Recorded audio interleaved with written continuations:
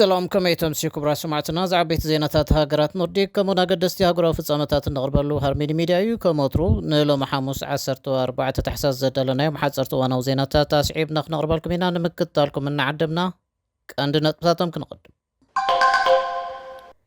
وكلتي جنسات منغشت شودن تحت عدمن كوتتن من سياتن ناب قجلتات قبن كي تصنبرون تايك بريكا البزب القداي لومي كمتقابو ህጻናት በኻሎት ህጻናት ኣብ ገበናዊ መርበባት ይምልመሉ ምህላዎም ሚኒስትር ኣካባቢ ሽወደን ሮሚና ፐርሞክታሪ ነቲ መንግስታት ዓለም ካብ ባህርያዊ ነዳዲ ክርሕቃ ዝፅውዕ ክሊማ ዱባይ ብሓጎስ ከም እትቕበሎ መግለጻ ከምኡውን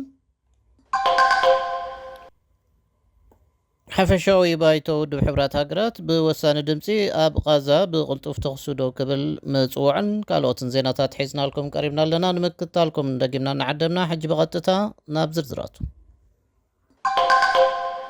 ወከልቲ ኤጀንስታት መንግስቲ ትሕቲ ዕድመ ኮተትን መንስያትን ናብ ጉጅለታት ገበን ከይፅንበሩ እንታይ ክግበር ይከኣል ብዝብል ጉዳይ ሎሚ ተጋቢን ምትሕብባርን ስሙር ተግባርን ዝብሉ ቃላት ኣብዚ ኣብ ስቶክሆልም ኣብ ዝተኻየደ ዋዕላ ምክልኻል ገበን መንስያት ቀንዲ ቴማታት ኮይነን ውዕለን ኣለዋ ኣብ ዮቶበርን ሄልሲንበርን ኣብ ትሕት ዝበለ ማሕበረ ቁጠባዊ ኩነታት ኣብ ዝርከብ ከባቢ ዝዓበየ ወከልቲ መንስያት ሶባድ መሓመድን መሃድ ዓብዱላህን ኣብ መንግስቲ ኣብ ዕዮም ውሳን ዝነጥፉ ሰባት ዘገድሶም ብዛዕባ መንእስያት ምዝራብ ዘይኮነ ምስ መንእስያት ቀሪብካ ብዛዕባ ጉዳዮም ምዝታይ ምዃኑ ይገልጹ ኣብ ማሕበረ ቁጠባዊ ደረጃኡ ትሕት ዝበለ ከባቢ ምዕባይ ናይ ተነፅሎ ስምዒት ከም ዝፈጥር ኣምባሳደር ማሕበር መንስያት ፍሩ ሶሳይተን ጎቲንበርግ ከምኡውን ተምሃሪት ዩኒቨርሲቲ ሶባድ መሓመድ ትገልጽ ኣብ ከምዚ ዓይነት ከባቢታት ዝነብሩ መንስያት ብንሕናን ንሳቶምን ዝብል ናይ ተነፅሎ ስምዒት ከም ዝሰቐዩ እዚ ድማ ኣቓልቦ ክወሃቦ ዝግባእ ጉዳይ ምዃኑ መልኪት ኣላ ነዞም ህፃናት ከልዕሉ ዝኽእሉ ኣብ እትደልዮ ዕላማ ክትበፅሑ ትኽእሉ ኢኹም ዝብሎም መምሃራን የድልዮም ኣለዉ እዞም መንስያት ከም ሞዴል ኣብነት ዝኾኖም ሰብ ጥራይ ዘይኮነ ኩነታቶም ዝከታተልን ዝኣልዮምን የድልዮም እዩ ክትብል ሶባድ ንሬድዮ ሽወደን ገሊጻ ኣላ ዕዳጋ ስራሕ ሽወደን እናታ ህፃናት ሽወደን ብኻልኦት ህፃናት ኣብ ገበናዊ መርበባት ይምልመሉ ምህላዎም ተገሊጹ እዞም ከምዚ ዝገብሩ ዘለዉ ህፃናት ኣብ ስልጣን ናይቲ መርበብ ንላዕሊ ንኽወፁ ብምባል ነዚ ይፍጽምዎ ምህላዎም ብብራዝ ዝፍለጥ ሃገራዊ ቤት ምክሪ ምክልኻል ገበን ዘውፅኦ ሓድሽ ፀብጻብ ሓቢሩ ትምልመላ ኣዝዩ ቅልጡፍ እዩ ሓደ መዓልቲ ኣብ ዘይመልእ እዋን ናብቲ መርበብ ክትኣቱ ትኽእል ኢኻ ትብል ኣና ጆንሰን ዝተባህለት ተመራማሪት ብራብ ክሳብ 12 ዓመት ዕድሜኦም ህፃናት ከይተረፉ ብቕልጡፍ ኣካል ናይ ዝገበናዊ መርበብ ክኾኑ ከም ዝኽእሉን በዚ ድማ ሕብረተሰብ ዝምልመላ ዝፍፀመሉ እዋናትን ቦታታትን ናብ ምልላይ ዝሓሸ ግንዛቤ ክህልዎ ከም ዝግባእ እቲ ፀብጻብ ተሓሒዙ ተላቢሉ ሚኒስትር ኣካባቢ ሽወደን ሮሚና ፐርሞክታሪ ነቲ መንግስታት ዓለም ካብ ባህርያዊ ነዳዲ ክርሕቃ ዝፅውዕ ውዕል ክሊማ ዱባይ ብሓጎስ ከም እትቕበሎ ገሊጻ ነዚ ኣገዳሲ ውሳነ ብዝቐልጠፈ ኣብ ትግባር ምውዓል ነቲ ኣብ 2050 ፈነወ በካል ጋዝ ናብ ዜሮ ምውራድ ዝብል ሸቶ ኣብ ግብሪ ንምውዓል ኣዝዩ ሓጋዚ እዩ ተባሂሉ ኣሎ ብፍላይ ድማ ኣፍረይቲ ነዳዲ ዝኾኑ ሃገራት ኣካል ናይ ዝውዕል ምዃንን ነቲ ውዕል ዝያዳ ሓይሊ ዝህቦ እዩ ክትብል ፐርሞክታሪ ወሲኻ ገሊጻ ኣላ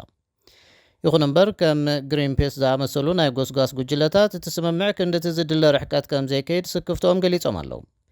ሓደ ካብዚ ዕንቅፋታት ከዓ እቲ ውዕል ዋሕዲ ንፁርነት ዘለዎ ምዃኑ እዩ እዚ ስጉምቲ ብክንደይ ናይ ፍጥነት ክኸይድ ከም ዘለዎ ዝሕብር ናይ ግዜ ሰሌዳ የብሉን ክብል ክኢላ ኣካባቢ ዴቪድ ሜሪኸሪ ቅሪቱ ገሊጹ ኣሎ እዚ እናኾነ ኮሚቴ ምምሕዳር ከተማ ዮቶበሪ ኣብ ማእከል ከተማ ብኤሌክትሪክ ዝሰርሓ ተሽከርከርቲ ጥራይ ዝጥቀማሉ ዞባ ክህሉ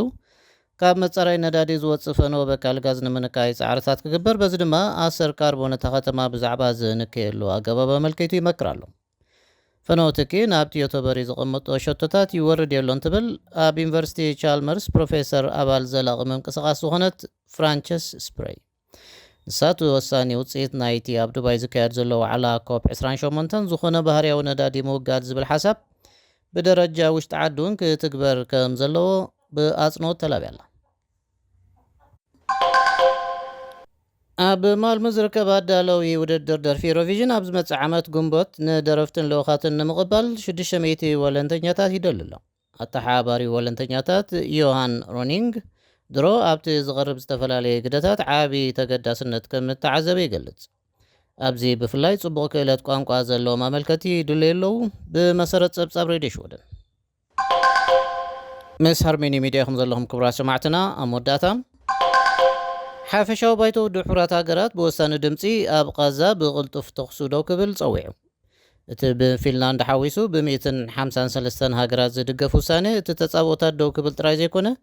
ብዘይ ቅድመ ኩነትን ብቕፅበትን ብሓማስ ዝተታሕዙ ጆሆታት ክፍትሑ ከምኡውን ብመሰረት ኣህጉራዊ ሕጊ ሓለዋ ሲቪላት ክግበር ዝጠልብ እዩ። ኣቦ መንበር ኮሚቴ ጉዳያት ወፃን ኣባል ዴሳው ዴሞክራሲያዊ ሰልፍን ፊንላንድ ኪሞ ክልጁነን ክብደት ናይቲ ኩነታትን ኣድላይነት ሰላምን ኣስሚሩሉ ኣሎ። ካብ ፊንላንድ ሓዊስካ ካልኦት 152 ኣባል ሃገራት ሕቡራት ሃገራት ዝወፀ መልእኽቲ ንጹርን ዕቱብን እዩ። ኣብቲ ዞባ ዘሎ ሲቪላዊ ኩነታት ኣዝዩ ኣሸቓሊ ስለ ዝኾነ ቁልጡፍ ተኽሲ ደው ምባል ክግበር ኣገዳሲ እዩ። ጥቕልውላ ብኹናት ክፍታሕ ዝከኣል ብዘይምዃኑ ሓቀኛ መስርሕ ልዝብ ክጅምር ኣለዎ። ፊንላንድ ነዚ ዕላማ ኣብ ምድንፋዕ ንጡፍ ተራ ክትፃወት ኣለዋ ክብል ክልጁነን ገሊጹ ኣሎ። ኣብ ቃዛ ዘሎ ሰብኣዊ ኩነታት ኣዝዩ ኣሰቃቂ ኮይኑ ካብ 7 ጥቅምቲ ጀሚሩ ልዕሊ 18,000 ሰባት ከም ዝሞቱ ይግመት። ብመሰረት ፕሮግራም ምግቢ ዓለም ሕቡራት ሃገራት ኣብ ገለ ከባቢታት ክሳብ 90 ሚእታዊት ካብ ህዝቢ ብጥሜት ይጥቃዕ ኣሎ። ውድብ ጥዕና ዓለም ኩነታት ክንክን ጥዕና ናብ ምፍራስ ቀሪቡ ከም ዘሎ ኣተሓሳሲቡ ኣሎ። እቲ ውሳነ ሓፂርን ምዛናውን ኮይኑ ቁልጡፍ ተኽሲ ደው ምባል ጥራይ ዘይኮነ ጅሆታት ክፍትሑ እውን ዝፅውዕ እዩ። እቲ ኣዝዩ ወሳኒ መዳይ ማሕበረሰብ ዓለም ንሰላም ዘለዎ ደገፍ ዘርኢ ንጹር መልእኽቲ ምስዳድ እዩ። ፊንላንድ ነቲ ውሳነን በዚ ድማ ንውድብ ሕቡራት ሃገራትን ንውፅኢታውነት ናይቲ ብዙሕነታዊ ስርዓትን ትድግፍ እያ ክብል ክልጁነን ርእይቱ ይብሎ። ክልጁነን እስራኤላውያንን ፍልስጤማውያንን ብናጽነትን ፀጥታን ንኽነብሩ ናይ ክልተ ሃገራት ፍታሕ ናብ ልብዝብ ክመልሱ ኣገዳሲ ምዃኑ ኣጉሊሑ ኣሎ። ተወሳኺ ፊንላንድ ንሃገረ ፍልስጤም ኣፍልጦ ምሃብ ክትሓስበሉ ከም ዘለዎ ኣሚቱ ኣሎ። ዛጌት 139 ኣባል ሃገራት ሕቡራት ሃገራት ንሃገረ ፍልስጤም ኣፍልጦ ሂበን ኣለዋ። ይኹን እምበር እቲ ውሳኔ ኣብ ሓፈሻዊ ባይቶ ሕቡራት ሃገራት ሓያል ደገፍ እኳ እንተረኸበ ኣብ ባይቶ ፀጥታ ተኽሲ ደው ክብል ዝፅውዕ ተመሳሳሊ ውሳነ ብ8 ታሕሳስ ብኣሜሪካ ቬቶ ተገይሩሉ እዩ። ኣብቲ ህፁፅ ሓፈሻዊ ጉባኤ ውድብ ሕቡራት ሃገራት 153 ሃገራት ነቲ ውሳነ ዝድግፍ ድምፀን ክህባ እንከለዋ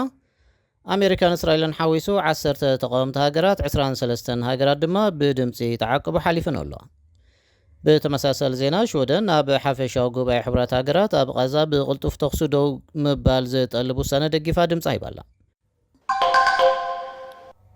ባርክብራ ሰማዕትና ንሎም ሓሙስ 14 ታሕሳስ ዘዳለናዮም ሓፀርቲ እዋናዊ ዜናታት እዞም ክሳብ ሕጂ ክትከታተልዎም ፀናሕኩም እዮም። ምሳና ብምፅናሕኩም ኣዚና እናመስገና በዚ ንሰናበተኩም ሰላም።